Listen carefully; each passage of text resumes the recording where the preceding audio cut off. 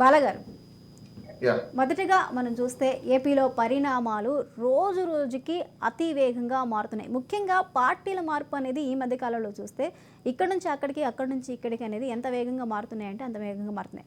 చిన్నా చితక వాళ్ళను పక్కన పెడితే పెద్ద పెద్ద నాయకులు, మంచి పేరున్న వాళ్ళు, ఆ నియోజకవర్గంలో గట్టి పట్టున్న వాళ్ళు కూడా ఎప్పుడు పార్టీలో ఉండి పనిచేసి అదే జెండాని మోసిన వారు కూడా సడన్‌గా ఒక స్టెప్ తీసుకుంటున్నారు. దీనికి కారణాలేంటి? ఈ పరిణామాలు ఎటు దారి తీనున్నాయంటారు? ముఖ్యంగా ఏ నాయకులైనా కూడా ఎలక్షన్స్ మూమెంట్‌లో ఎందుకు మారుతారంటే సీట్లు రానప్పుడు, లేకపోతే వాళ్ళకి కేటాయించిన సీట్లలో అంటే సిట్టింగ్ సీట్ల నుంచి వాళ్ళని మార్పు చేసినప్పుడు, వేరే స్థానానికి వెళ్లి వీళ్ళు గెలుస్తారా లేదా అని ఒక అనుమానాలు ఎక్కువ ఉన్న సందర్భాలలో ఎక్కువ మార్పులను చేయడం జరుగుతుంది. ఇదే విధంగా ఏ పొలిటికల్ పార్టీలో అయినా కూడా అంటే అపోజిషన్ పొలిటికల్ పార్టీలో ఎప్పుడైతే హవా ఎక్కువ ఉంటుందో, అప్పుడు మీకు పొజిషన్‌లో ఉన్న పొలిటికల్ పార్టీ నుంచి జాయినింగ్స్ అనేది ఆటోమేటిక్‌గా కామన్‌గా జరుగుతుంటుంది. ఈ జాయినింగ్స్ జరిగేది కూడా 2 రకాల జాయినింగ్స్ ఉంటాయి. ఒకటి సీటు దక్కని వాళ్ళు. 2 ఒకవేళ సిట్టింగ్ అయి ఉండి ప్రస్తుతం ఉన్న ప్రభుత్వంలో అక్కడ వాళ్ళకు ప్రజల మద్దతు లేనప్పుడో, లేకపోతే అతనికి ప్రజల ఆదరణ లేనప్పుడో, లేకపోతే పొలిటికల్ పార్టీతో సయోక్తి కుదరకున్నప్పుడో, ఈ 3 అంశాల మీద అపోజిషన్ పార్టీలకు వెళ్ళిపోతారు. అదే విధంగా అక్కడ గెలిచే అవకాశాలు ఉన్నాయంటే మాత్రం ఏ మాత్రం సంకోచించకుండా ఇమ్మీడియేట్ గా జంప్ అయ్యే అవకాశాలు ఉంటాయి.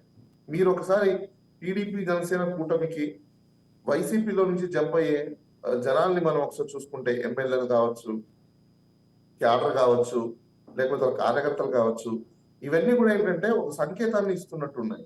ఎలాంటి సంకేతం అంటే జనసేన పార్టీ, టీడీపీ పార్టీ బాగా స్ట్రాంగ్ అవుతుంది. ప్రజల మద్దతు వస్తుంది. కార్యకర్తలు ఉత్సాహంగా పనిచేస్తున్నారు.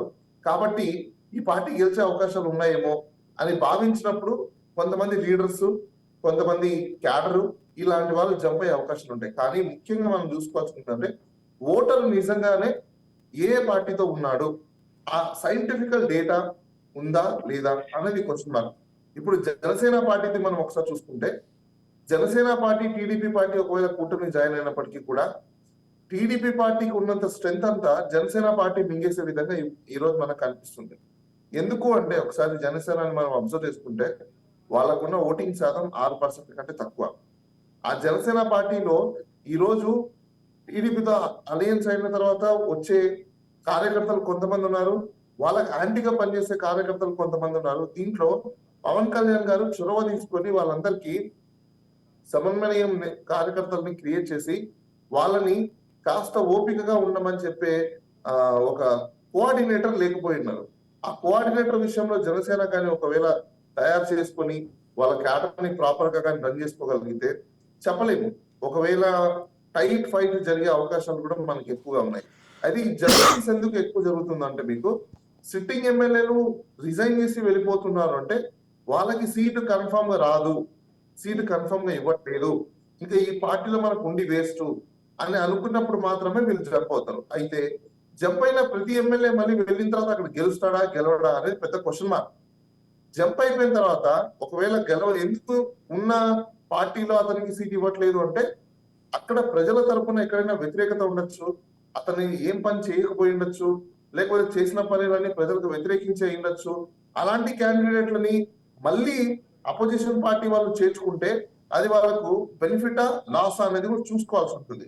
ఎందుకు ఓకే. చూసుకోవాలి అంటే రేపు పొజిషన్ లో నుంచి ఉండి అపోజిషన్ లోకి వచ్చి అతను గెలిస్తే ఆ పార్టీకి గెలుపని అనుకోవాలి. కానీ ఒకవేళ అక్కడ ఉన్న అతని మీద ఉన్న ప్రజా వ్యతిరేకత మళ్ళీ దాన్ని క్యారీ అయ్యి అపోజిషన్ పార్టీకి వచ్చింది అనుకోండి, అది మళ్ళీ డ్రాప్ అయ్యే కదా. సో ఇలాంటివన్నీ కూడా టీడీపీ, జనసేన పార్టీ లేదంటే బీజేపీ కూటమి 1-2 సార్లు చెక్ చేసుకొని క్యాండిడేట్ ఎవరైతే రిజైన్ చేసి రావాలనుకుంటున్నారో వాళ్ళని ఇమీడియట్ సీట్ ఇవ్వకుండా అబ్జర్వ్ చేసి వాళ్ళని సీటు కాకపోతే వేరే కంపెన్సేట్ ఏమైనా చేస్తామని చెప్పి అక్కడ గెలిచే క్యాండిడేట్లను మాత్రం సీట్ అనౌన్స్ చేసుకుంటే డెఫినెట్ గా దెర్ ఈస్ స్కోప్ అని మనం చెప్పుకోవచ్చు అండి.